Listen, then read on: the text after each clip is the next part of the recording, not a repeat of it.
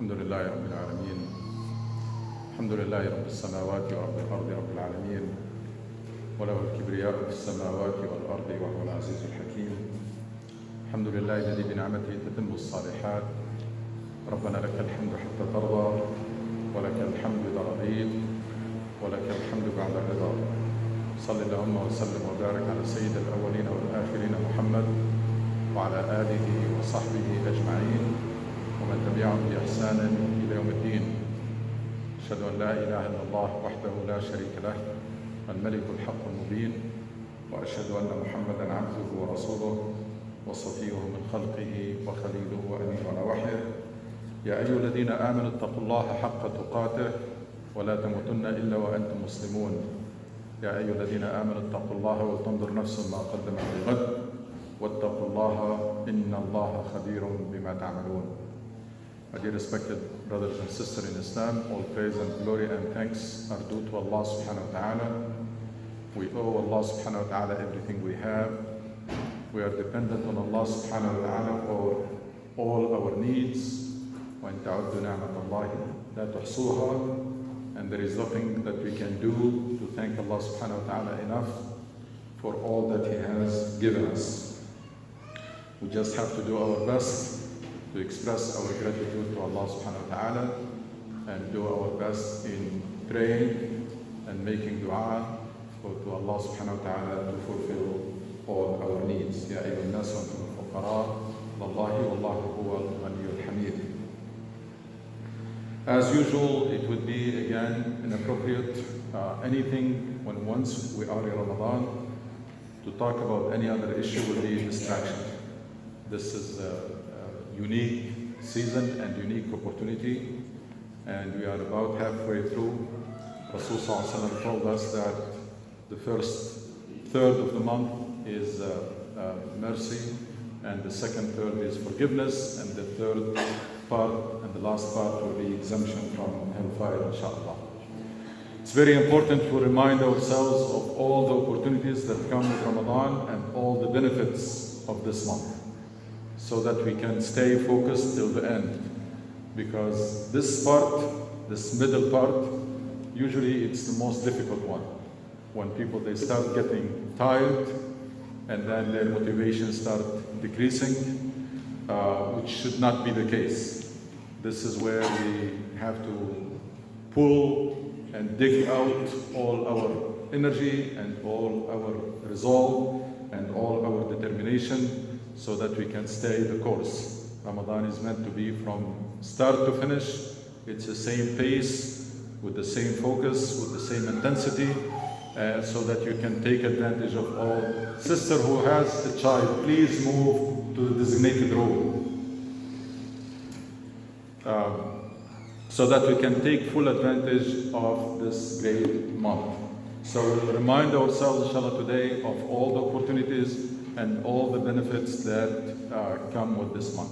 But I'd like to ask the question, which is that we all should be asking ourselves, especially those of us who are born Muslims and they got Ramadan as part of the culture or the heritage, so probably never ask ourselves, why do we fast? So that's the question that I'm putting today on the table, so that inshallah we put fasting in the right perspective in our faith and in our deen.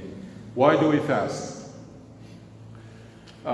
If you're gonna start thinking with logic, why? Why Ramadan? Why from Fajr to Maghrib? What's the reason behind this?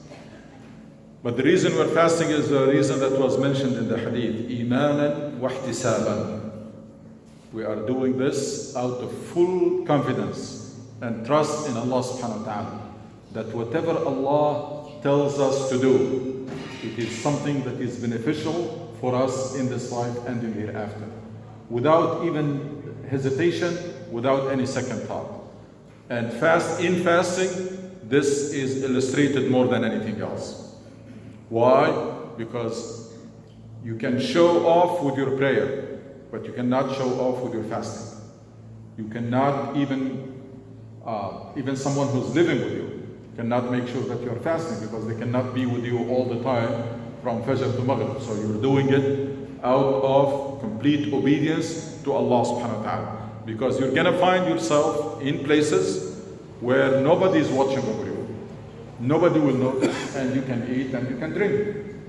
And but you restrain yourself from doing this because you remember that Allah is watching over you. So it's very important that our deen is built on Tawheed, and fasting is one of the greatest illustration of Tawheed, which is when you do things out of the firm belief that if Allah asks me to fast, means that that's the best for me in this life and in the hereafter. Why?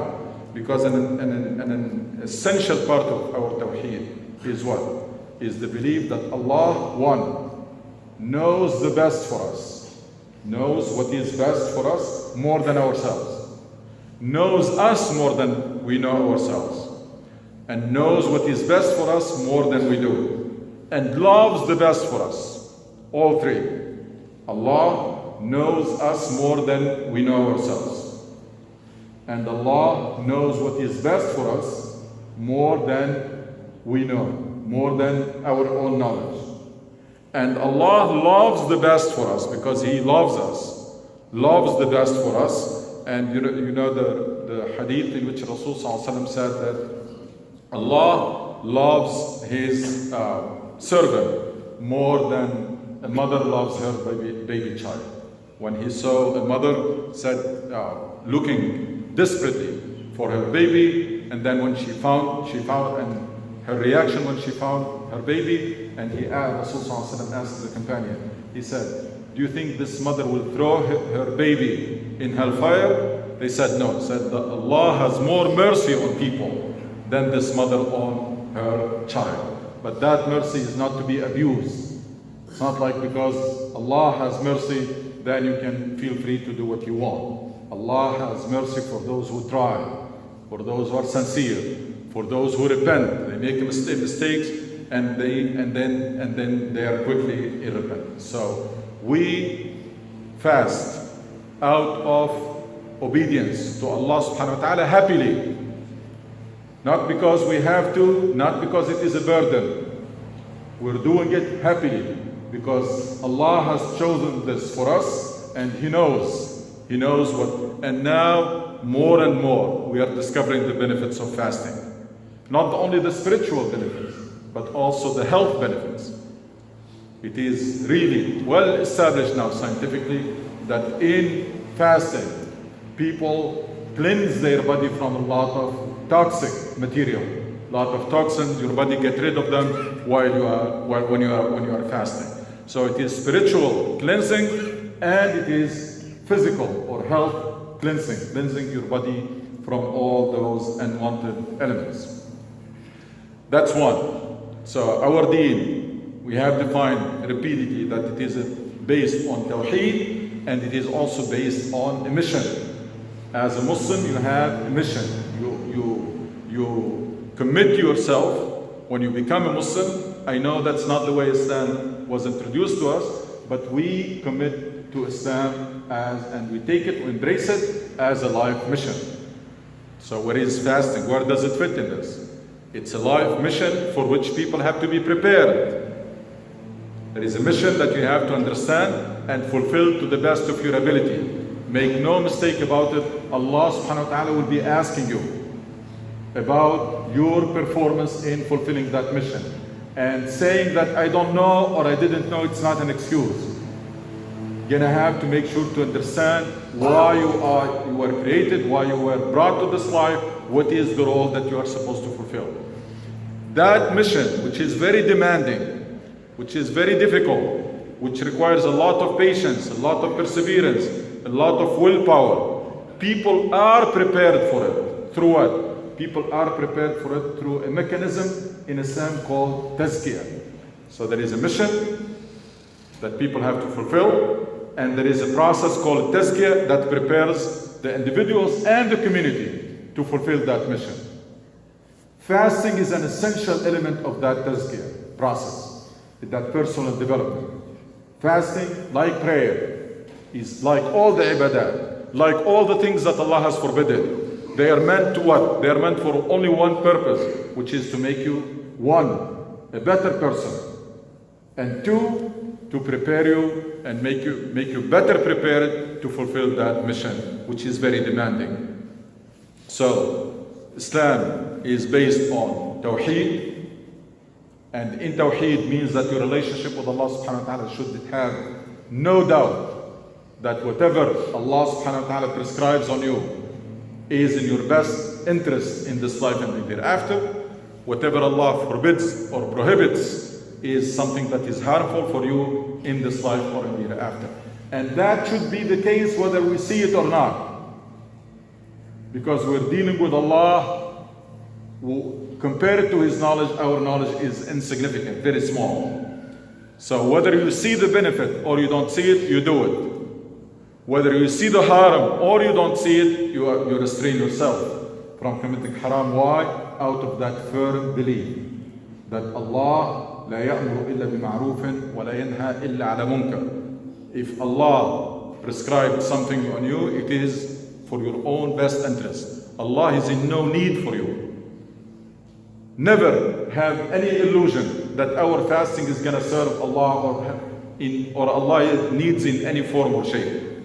Whether all humanity will fast or all humanity decide not to fast, it's not going to make any difference for Allah subhanahu wa ta'ala. It is people fast for their own best interest and people pray for their own best interest. So we have a life mission, big one, that each one of us has to understand and fulfill it to the best of your ability. And then Allah subhanahu wa ta'ala, to prepare us for that mission, gave us this tazkiyah process. قد أفلح من تزكى قد أفلح من زكاها. Successful are the people who develop themselves, who purify themselves, who empower themselves. Because Allah loves a strong believer more than a weak believer. You work on yourself to be stronger and to be better and to perfect everything that you do. From your ibadat, to your manners, to your work, to every role that you fulfill in this life, you work to perfect it and to fulfill it in the best possible way. Part of tazkiyah, all the ibadat, they come part of that tazkiyah. So now you should know why you're praying, why you're fasting. You're praying why? You're praying to express your gratitude to Allah subhanahu wa ta'ala, to seek His forgiveness, to renew your commitment, your pledge to Allah subhanahu wa ta'ala, to seek His guidance. All of this comes into the prayer. You come to pray, not you're performing a routine task, or when you're fasting, you're not performing a routine task. When you're praying or fasting, you are doing all of this. You are expressing all the feelings, all the beliefs you have. Prayers and fasting and all other ibadat are meant to be expression for those feelings. So it is not, we're not praying because we have to. We're not praying because we are used to. We are not praying just to avoid being thrown in hellfire. It's much bigger than that. We're praying to express our love to Allah and our gratitude to Allah subhanahu wa ta'ala, and to express our dependence on Him and our tawakkul and trust in Him, and then to seek His guidance and His mercy and forgiveness and ask Him to fulfill all our needs. That's the prayer. Fasting is the same thing. We're fasting to tell Allah subhanahu wa ta'ala that we have no doubt that whatever you tell us to do is something that is beneficial for us. Blindly, with no second thought, with no hesitation. So fasting is an essential ibadah, that is an essential part of the mechanism of tazkiyah or self-development, that is meant to prepare people to fulfill the mission of Islam, that is also meant to achieve the goals of Islam. That's the chain. So fasting and all other ibadah are essential part of our tazkiyah, which is to develop us, to make us better people and stronger. For what? So that we can fulfill our mission more efficiently, so that we can achieve the goals, the maqasid, the goals that Islam came to achieve. It's very important to put things in perspective so that we don't fall into, because that's the difference between an act of worship and a habit. بين العادة والعبادة. That's the essential difference. If you're doing something as a habit, you're doing it without knowing why you're doing it. If you're doing it as an act of worship, then you put it in perspective. Now you know why you're doing it. That's why Rasul did not say, Man sama Ramadan, ghufira. He said, Man sama Ramadanan, imanan wa ihtisaban. Those who fast Ramadan out of the belief and seeking Allah's reward and Allah's pleasure. Imanan wa ihtisaban. Ghufira lahu ma taqaddama min dhanbi. It's very precise. The hadith of Rasul are very accurate and very precise. Did not say whoever fasts will have his sins forgiven. Said man sama Ramadan imanan wa ihtisaban. Because there are a lot of people who are fasting, but there is no intention behind it. There are many people who are fasting and they're getting nothing out of their fast. Their fast, as Rasul said, رب صائم ليس له من صيامه إلا الجوع والعطش. There are people who fast and they get nothing out of their fasting except hunger and thirst. And the Rasul says, من لم يدع قول الزور والعمل به فليس لله حاجة في أن يدع طعامه وشرابه. So ask yourself this question, why you are fasting, and by now each one of us is reminded of the reason we are fasting, so that you keep that in mind all day long. And during Ramadan, that you are not doing something like a burden or a duty, or you just want to finish, you want the month to finish as soon as possible. You're doing something happily, answering the call. Answering the call of whom? Answering the call of your Creator. Answering the call of your Creator, who again, one, knows you better than you know yourself, who knows what is best for you more than you do, and loves the best for you. So that can help us. Again, I started by saying, in the middle of Ramadan, people start losing motivation and start getting tired. And subhanAllah, it's amazing. This ibadah is amazing. Because like when you go to the gym, your body is exhausted, but your muscles are being built. You fast in Ramadan, it's the same thing. You are physically exhausted, but your spirituality is being built and nourished. So it's the same way. You're physically exhausted, but you're building muscles. That's when you exercise. When you're fasting, you're physically exhausted, but you are upgrading your iman and your spirituality and your relationship with Allah subhanahu wa ta'ala. And that's the feeling we all of us have it. We all have that feeling, very strange feeling. You feel that your body is exhausted because of shortage of sleep and fasting and prayer, etc. But spiritually, you find yourself very upbeat, very motivated, very energetic, which is very strange. Usually when people are exhausted, they have no energy. But people who are fasting and know why they're fasting the right way, they are physically exhausted, but they are spiritually very upbeat and very energetic. It's very important to remind each other in the family and in the community that Ramadan, it's a whole month. It's not just the first few days, it's the whole month. And now, as we're getting closer and closer to the last part, our focus should be on what? Our focus should be on the night of Qadr, which is one night better than life, all life. One night better than whole life. Make plans from now. If you can observe all 10 nights, do it. It's worth it. There is one night in those 10 days or 10 nights that is better than life. Now if you can't, observe all the odd nights. The night of the 21st, 23rd, 25th, etc. It's worth it. Even if you can't, do as much as possible.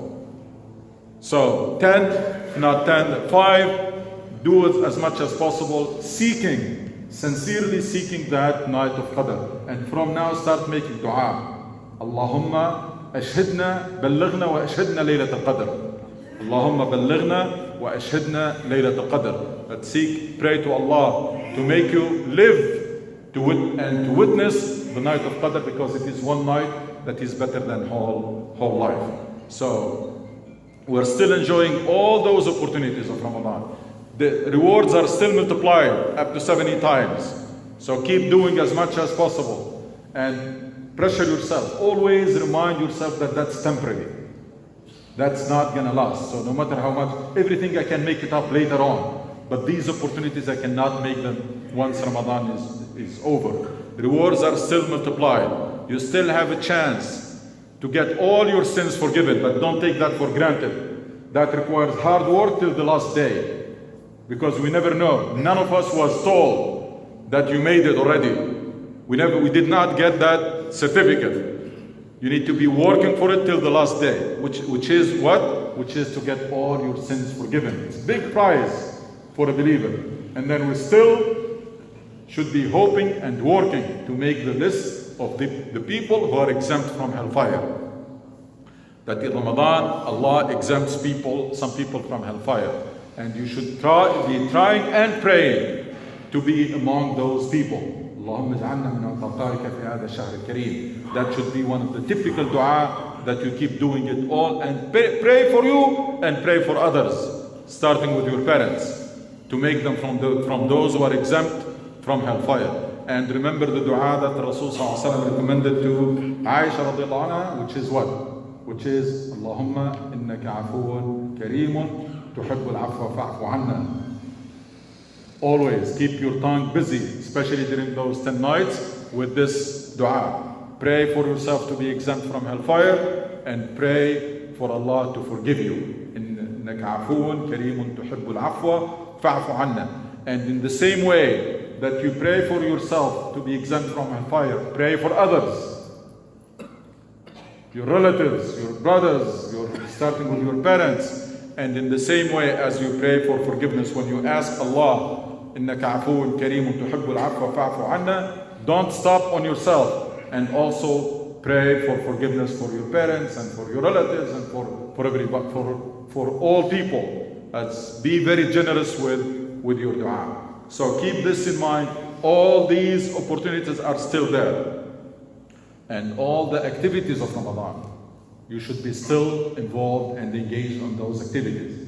And inshallah, we'll remind ourselves every Jumu'ah till the end of Ramadan, both of the opportunities and of the activities that our life should be centered around the Ramadan.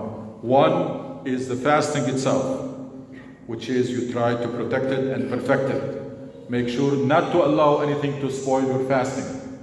Make sure that you are fasting imanan wa ihtisaban. That always you remind yourself and you are telling Allah subhanahu wa ta'ala that you're doing this for Him. That you're trying to show the best. You are in a state of worship all Ramadan long. And then prayers and qiyam. Pray as much as possible during the day and pray as much as possible during the night. This is the month of Siyam and Qiyam. من صام رمضان إيمانا واحتسابا غفر له ما تقدم من ذنبه ومن قام رمضان إيمانا واحتسابا غفر له ما تقدم من ذنبه. Night prayer is as important as fasting. Make sure to pray as much as you can during the night. And then what? And then your relationship with the Quran. Reading the Quran regularly, daily, and properly with reflection. Take time and choose a place where you can concentrate, and then read and try to understand. Read for guidance. And then if you don't understand the word, go look it up so that you understand what you are reading. Ramadan is also the month of Quran. Number 4 is dua. It's extremely important to keep your tongue busy with dua. This is the month where Allah subhanahu wa ta'ala, in the middle of the verses about fasting and about Ramadan, He invites us to pray in a beautiful way. وَإِذَا سَأَلَكَ عِبَادِي عَنِّي فَإِنِّي قَرِيبٌ أُجِيبُ دَعْوَةَ الدَّاعِي إِذَا دَعَانِ فَلْيَسْتَجِيبُوا لِي وَلْيُؤْمِنُوا بِي لَعَلَّهُمْ يَرْشُدُونَ. And then the verses went back to talk about fasting and about Ramadan. It was injected in the middle. If my servant asks you about me, I am near. I will answer their dua, their prayers. It's a beautiful way to invite us to make dua. Allah is offering.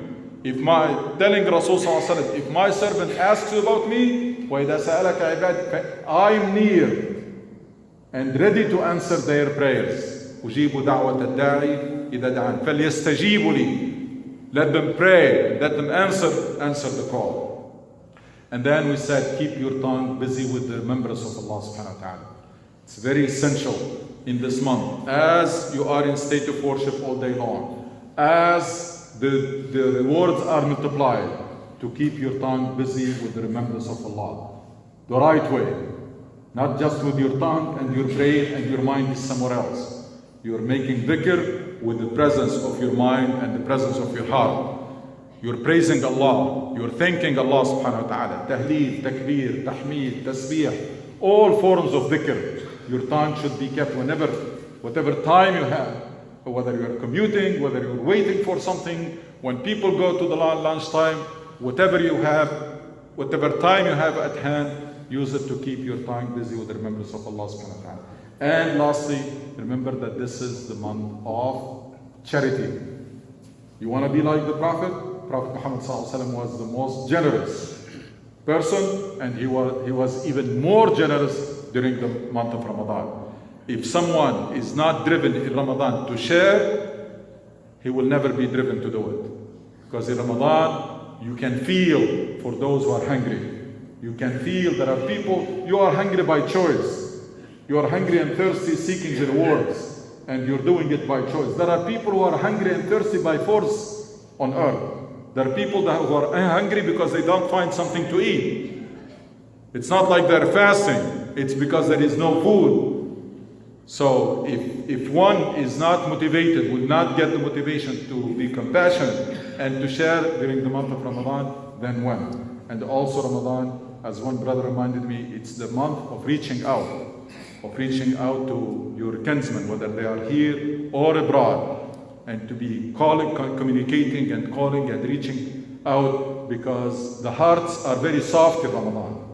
That's the time to bridge, to resolve any disputes. That's the time to reconcile with anybody you have differences or you have problem with, because your heart is soft and their hearts are soft also. Everybody is in that good spirit and in good mood, and that's the time to reconcile, and that's the time to resolve all these disputes. Again, it's not repetition, it's not redundancy. It happens to be great season.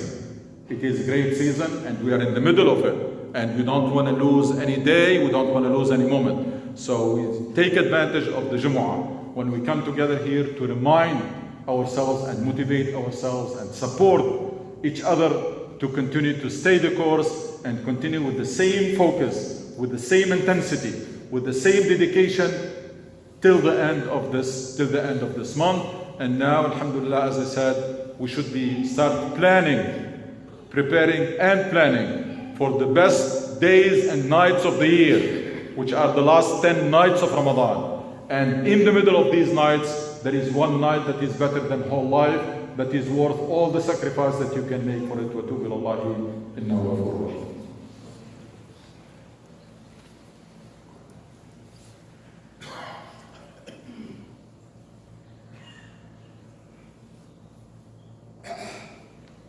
إن الحمد لله نحمده ونستعينه ونستغفره ونستهديه ونتوب إليه. نعوذ بالله من شرور أنفسنا ومن سيئات أعمالنا. من يهدي الله فهو المهتد ومن يضلل فلن تجد له وليا مرشدا. My dear respected brothers and sisters in Islam, I know this might be a little early to talk about after Ramadan, but it is always good to plan ahead and to be prepared. Start conditioning yourself from now to deny Shaitan the opportunity to fool you on the night of Eid, as he does with millions and hundreds of millions of Muslims around the globe. Try to condition yourself from now that whatever you're doing in Ramadan, you should have the intention and the plan to continue doing as much of it as possible after Ramadan. So you are pushing yourself up during this month. You reach your peak in those last 10 nights. Some people on the day of Eid, they just go free fall. They collapse. They go back to business as usual, to their state before Ramadan. That's total waste. And that's very silly. These are the people Shaitan will succeed to trick them, to tell them that Ramadan is over, let's go back business as usual.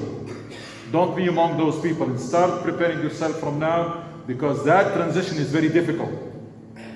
If you are not mentally prepared from now, and keep reminding yourself that is not gonna, nothing is gonna, man kana ya'budu Ramadan will be over if you're worshiping. But you are worshiping Allah subhanahu wa ta'ala, who will be there and who is there all the time.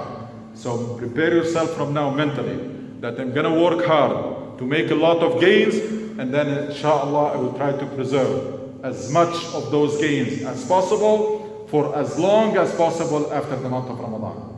It's gonna become a different challenge. Now you are up here, you wanna stay there as much as possible and defend your gains. It is early to do it, but it is not early to prepare for it. To start preparing for yourself mentally, so that on the night of Eid, when shaitan comes to you, as he's gonna come to everybody else, to say, why you reading Quran? It's over. Why you're going to the masjid? We're done. Ramadan is gone. Why you're doing this? Why you're doing that? You are ready. You are ready mentally, and you are prepared to say, leave me alone, because I'm not worshiping Ramadan. Ramadan was meant to be an opportunity for upgrade.